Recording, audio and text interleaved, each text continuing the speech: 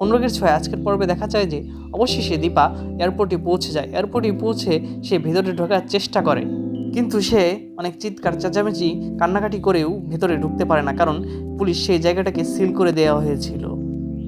দীপা পুলিশদের কাছে অনুরোধ করে যে প্লিজ আমাকে একটু ভিতরে যেতে দিন, আমার স্বামী সন্তান ভেতরে আছে, আমাকে ওদেরকে উদ্ধার করতে হবে। কিন্তু দীপাকে কিছুতেই পুলিশ ভেতরে প্রবেশ করতে দেয় না। পুরো ঘটনাটাই টিভিতে দেখানো হয়। অন্যদিকে সেনগুপ্ত পরিবারে প্রবীরবাবু উর্মি জয়কে বলতে থাকে, তোরা কেন সূর্যকে ওভাবে যেতে দিলি? প্রবীরবাবু ভাবতে থাকে যে সোনা তার বাবাকে নিয়ে হয়তো বিদেশ চলে গেছে, এই ভেবে সে মন খারাপ করে। অন্যদিকে কাকিয়ারা প্রবীরবাবুকে বলতে থাকে, আপনি চিন্তা করবেন না, সোনা ওইখানে তার বাবাকে নিয়ে ভালোই থাকবে। ঠিক তখনই দীপ বাড়িতে চলে আসে এবং প্লেন ক্র্যাশের ঘটনাটি কাউকে বলতে চায় না।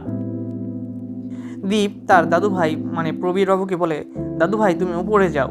দীপকে এমন উদ্ভিদ দেখে প্রবীরবাবু কিছুতেই উপরে যেতে যায় না। প্রবীরবাবু দীপকে বলে, দাদুভাই তুমি কেন এমন করছো? তোমাকে কেমন এমন উদ্ভিদ দেখাচ্ছে, বলো আমাকে বলো। অন্যদিকে দীপ কিছুতে টিভিটা চালাতে দিতে চায় না, কিন্তু টিভিটা চালানো হলেই পুরা ঘটনাটা সবাই জানতে পারে যে একটা প্লেন ক্র্যাশ করেছে। কথাটা শুনে প্রদীপবাবু অসুস্থ হয়ে যায় এবং সবাই ভাবতে থাকে যে সোনা এবং সূর্য হয়তো বেঁচে নেই আর। অন্যদিকে টেলিভিশনে তখনই দীপাকে দেখা যায়, তখনই লাবণ্য সবাইকে বলো, এই দেখো ভালো মা ওইখানেই আছে। দীপাকে টিভিতে দেখে প্রদীপবাবু অনেকটা স্বস্তি অনুভব করে এবং ভাবতে থাকে যে যেহেতু বৌমা ওইখানে আছে, তাহলে দীপ আর সোনাকে অবশ্যই সে বাড়িতে নিয়ে আসবে বাঁচিয়ে। সোনা এবং সূর্যকে দীপা তন্নতনে করে খুঁজতে থাকে সে আগুনের ভেতরে।